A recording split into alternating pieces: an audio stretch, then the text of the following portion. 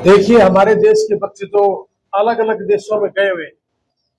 पहले इतनी ज्यादा डेथ नहीं होती थी, लेकिन इस साल ट्रम्प के आने के बाद बच्चे डरे हुए हैं और एक अलग सी बेचैनी होने की वजह से या तो वो सोए सोए हार्ट फेल से एक्सपायर हो रहे हैं या उनका एक्सीडेंट हो रहा है। और इस साल 57 डेड बॉडी जैसे हम अपने भारत देश में बच्चों के लेके आए। हमारे किसान और मजदूर परिवार के बच्चे जमीन बेच के गए हैं।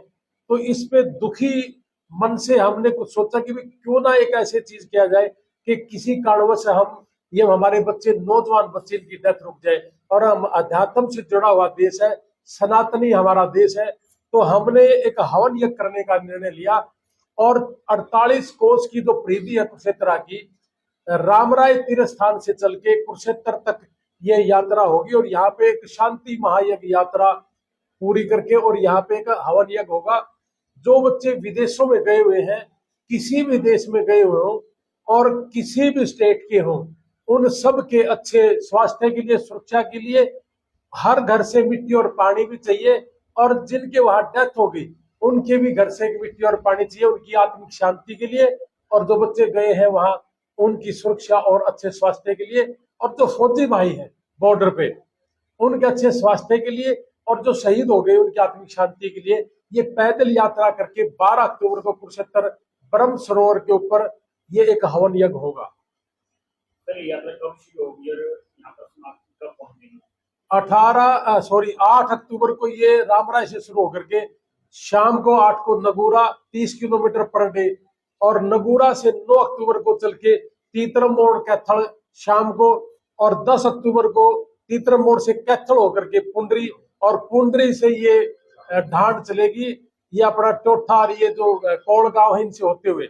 और 11 अक्टूबर को कोल से ढांड से सीधा रात को हमारी जो जाट धर्मशाला है, भाई साहब के आदेश हुए कि भाई हमारे ये एक अच्छे काम है, अपने देश के लिए हम काम कर रहे हैं, तो हम यहाँ जाट धर्मशाला में यहाँ रुकेंगे। और 12 तारीख को मेडिटेशन जो सेंटर है रोड धर्मशाला के सामने, वहां एक हवन यज्ञ होगा। किन समाज संस्थाओं का आपको सहयोग मिल रहा है? किन समाज संस्थाओं का आपको सहयोग मिल रहा है? इसमें जितने भी सामाजिक संस्थाएं हैं सभी सहयोग करें, क्योंकि एक नेशन का काम है, देश के लिए काम करें, देश हित में कर रहे हैं। क्योंकि हमारे बच्चे जो विदेशों में गए हैं उन्हीं की बदौलत हमारे देश के अंदर 2024-25 में 11 लाख करोड़ रुपए हमारे देश के अंदर आए है। हमारे देश की जीडीपी बढ़ी है। अगर हरियाणा के अकेले की बात करें तो 5 साल के बजट से ज्यादा पैसा एक साल में हमारे देश के अंदर आया है। तो इसलिए जरूरी हो जाता है कि हमारे सभी संगठन, जो वो किसी भी जाति धर्म का संगठन है, कोई भी पॉलिटिकल पार्टियां हैं, सिर्फ राष्ट्रीय झंडे के साथ इस यात्रा में शामिल हो सकता है। ये कोई पॉलिटिकल यात्रा नहीं है, कोई पॉलिटिकल एजेंडा नहीं है। तो जो भी आए, किसी भी पार्टी का हो, तो राष्ट्रीय झंडे के नीचे आए। देखो, सरकार अगर ऐसे अवसर पैदा कर दे कि जैसे बच्चे विदेश में चले गए और खींचे चले गए और जमीन बेच के और जंगल के रास्ते से जा रहे हैं, तो अगर ऐसा माहौल सरकारें यहाँ पैदा कर दे तो विदेश से, जैसे यहाँ से पैसा भी जा रहा है और हमारे नौजवान भी जा रहे हैं। और जिस देश का नौजवान 14 घंटे किसी भी देश में काम करेगा तो उस देश की तरक्की तो होगी होगी। तो हमारे नौजवानों की वजह से उन देशों की तरक्की भी हो रही है, ऐसा नहीं है। लेकिन यही चीज अगर हमारी सरकारें यहाँ पैदा कर दे और लाखों रुपए हमारे बच्चे अगर यहाँ पैदा कर ले, तो फिर विदेश में जाने की जरूरत भी नहीं है।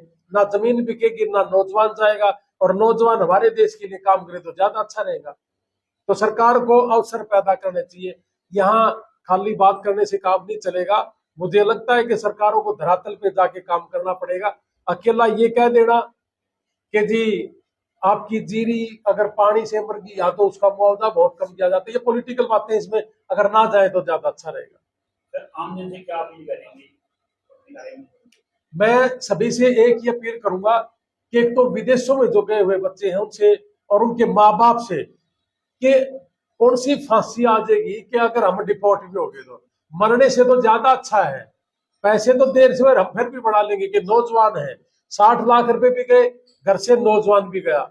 अब सोए सोए मर जाना या एक्सीडेंट हो जाना और ट्रक में ब्लास्ट हो जाना, क्योंकि सारे गैस के हैं चैम्बर वो, तो इनसे अच्छा ये है कि बेचैनी कम कर दे। और दूसरी बात, कोई नई बात नहीं है पिछले 10 साल का आंकड़ा उठा के देखिए, हर साल 1500, 2000, 2500 बच्चे हर साल डिपोर्ट हो रहे पिछले 10 साल से। तो इस साल कौन सी नई बात है?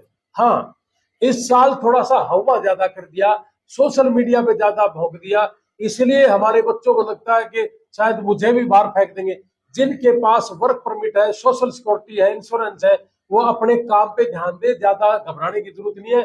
जो लोग यहाँ डिपोर्ट हो रहे हैं वो वही लोग हैं जो ऑलरेडी पहले से ही सरकार के द्वारा उनके केस फेल हो चुके हैं। ऐसा अभी तक कोई केस नहीं है। अभी 10 दिन पहले एक माता जी डिपोर्ट हुई है जिनकी एज 75-80 साल की है, और पूरे देश में एक मैसेज दिया गया कि 75-80 साल की बुजुर्ग थी, ग्रीन कार्ड था, उसको डिपोर्ट कर दिया। मैं दुरुस्त करना चाहूंगा पूरे देश के नागरिकों को कि उस माता जी का जो स्टेटस था वो इलीगल था, वो ग्रीन कार्ड नहीं थी, और उसका केस फेल हो चुका था। वो 35 साल से इलीगल वहां रह रही थी। तो अपने देश में भी अगर कोई होगा और इस तरह के स्टेटस पे होगा तो हम भी उसको बाहर करेंगे। तो इसलिए इन खबरों से ज्यादा विचलित ना हो, और इन खबरों से विचलित होकर ग्रीन कार्ड निकाल दी, बुजुर्ग मां थी वो निकाल दी, तो लोगों में भय पैदा हो रहा है। तो भय पैदा ना हो, इसलिए कैजुअलिटी ज्यादा हो रही है कि भय ज्यादा है। इसलिए आप धरातल की सच्चाई को जान के ये चीज करें। अभी तक जितने भी रिपोर्ट हुए, या तो कोई ड्रिंक करके उनका चालान कटा हुआ है, उनके केस फेल हो रखे हैं, या वहां की जो व्यवस्था है, कानून व्यवस्था है कि रोड पे आप सीधे जा रहे हो। हमारे बहुत से बच्चे ऐसे हैं कि ड्रिंक करके गाड़ी ड्राइव कर लेते हैं और जिग-जैग करके गाड़ियां चला रहे हैं। उनके जिनके भी चालान हो रखे हैं वहां पे, जिनको वहां टिकट मिली हुई है, उन लोगों के केस फेल ज्यादा हो रहे हैं। तो इसलिए आप आराम से रहिए, अपनी गाड़ी आराम से चलाइए, उनके जो कानून है उनको फॉलो करिए। और दूसरी बात, मैं पिछले 1.5-2 साल से बड़ा भौंक भौंक के मर चुका हमारे देश के बच्चों के लिए, खासकर किसान और मजदूर के लिए, कि आप उस देश में जा रहे हो तो इंग्लिश सीख के जाइए। अब वो वहां की सरकारें कह रही है कि आप लाइसेंस लेना चाहते हो, हमारे जो साइन बोर्ड है, कानून है हमारा, जो बोर्ड जो लगे हुए हैं रोड के ऊपर, उसको पढ़ने में आपको सुविधा इसलिए नहीं है क्योंकि आपके पास इंग्लिश नहीं है। तो जिसकी वजह से भी वो कह रहे हैं कि शायद यहाँ जो एक्सीडेंट ज्यादा है, तो इसलिए इंग्लिश भी सीखें। आपकी वीडियो देख के अगर कोई भी आपके पास आता है और वहां पे इंग्लिश सीखने के लिए अगर कोई कहता है कि मुझे इंग्लिश सीखनी है, वहां की सरकारों ने भी व्यवस्था कर रखी है, आप फ्री ऑफ कॉस्ट पढ़ सकते हो। अगर आपको ये व्यवस्था नहीं पता तो हम आपका प्रबंध फ्री ऑफ कॉस्ट पढ़ने के लिए वहां कर देंगे। और कोई भी बच्चा हमारे देश का आपकी वीडियो सुन के किसी भी तरह की कोई दुख तकलीफ है, अमेरिका के अंदर खासकर, उसको हमारा संगठन यानी इंटरनेशनल फ्री ऑफ कॉस्ट सुविधाएं देगा। अगर बीमार है तो उसको दिखाने की, 27 लोगों को जैसे मैंने कहा अभी तक मरने से बचाया है। और कोई भी दुख तकलीफ हो जाए, बहुत लोगों को ये नहीं पता कि एक्सपायर होने के बाद बॉडी कैसे आएगी, वहीं दाह संस्कार कर दिया जाता है। भगवान करे किसी के साथ ऐसी कैजुअलिटी ना हो। अगर फिर भी कुछ हो जाए तो हम दोनों भाई और हमारे भाई कृष्ण जी भी है यहाँ, हमारे कभी भी ड्यूटी अगर लगाओगे तो हम आपकी बातों में खरा उतरेंगे। जी प्रधान जी, शांति महायज्ञ होने जा रहा है और काफी संस्थाएं जो है सहयोग कर रही हैं इसमें, और क्या कहते हैं? देखिए भाई रणबीर लोहान जी काफी लंबे समय से जो हमारे देश से और खासकर हमारे प्रदेश से जो बच्चे बाहर जाते हैं उनको गाइड करने का और उनको हेल्प करने का ये काम करते हैं। और अब जो इन्होंने बीड़ा उठाया है, ये एक जो सामाजिक कार्य है और ये पुण्य का काम जो इन्होंने शुरू किया है।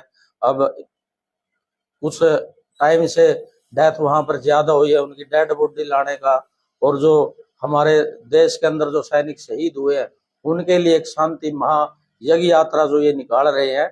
और इन्हीं सामाजिक कार्यों को और नेक कार्यों को देखते हुए जब मेरी इनसे बात हुई तो मैंने उसी टाइम हमारी जो संस्था है अंतर्राष्ट्रीय जाट धर्मशाला, जो भी इस विचारधारा के लोग, जो भी संगठन इस तरह के नेक कार्य करता है, 36 बिरादरी को जोड़ने का, देश के प्रति समर्पित और आने वाली पीढ़ी के लिए, देश का भविष्य बच्चों के लिए, जो शिक्षा के क्षेत्र में और बाहर जो हमारे बच्चे हैं उनको गाइड करना और उनकी हेल्प करना, तो इस तरह के और भी जो संगठन इस तरह के कार्य करते हैं, तो हमारे अंतर्राष्ट्रीय जो जाट धर्मशाला है जो हमारे बुजुर्गों ने जिस उद्देश्य से और जिन विचारों से इसको बनाया था, भाई जो भी ऐसे संगठन है उनको साथ जोड़ करके जाट धर्मशाला यहाँ सारी तरह की व्यवस्था, उनकी रहने की, खाने की, पीने की सारी व्यवस्था जो अंतर्राष्ट्रीय जाट धर्मशाला करती है। और भाई साहब का भी मोस्ट वेलकम, बहुत हम अंतर्राष्ट्रीय जाट धर्मशाला की तरफ से स्वागत करते हैं। और आगे भी इनको जिस तरह की भी इस महायज्ञ में हमारी ड्यूटी लगाएंगे, हमारी जरूरत पड़ेगी, हम इनके साथ हैं। बहुत अच्छा ये कार्य कर रहे हैं। और कल जब यात्रा यहाँ पहुंचेगी अंतर्राष्ट्रीय जाट धर्मशाला की साथ की तरफ से हम इनका पूरा स्वागत करेंगे। और जो भी इनको सुविधा की जरूरत है यहाँ रहने की, खाने के, पीने की, और यज्ञ के अंदर भी जो भी जिस तरह की भी हमारे लायक इनको लगेगा वो उस तरह की हम सुविधा इनको प्रोवाइड कराएंगे। और आगे भविष्य के लिए भी इनके संगठन के लिए भी अन्य और भी जो जितने भी संगठन हमारे देश या प्रदेश के अंदर है, अगर अच्छी विचारधारा के साथ यहाँ पर आते हैं तो उनके लिए हमारे बुजुर्गों ने जो ये संस्थान एक मंदिर तैयार किया है, इन चीजों के लिए सबसे आगे खड़ा मिलेगा। धन्यवाद।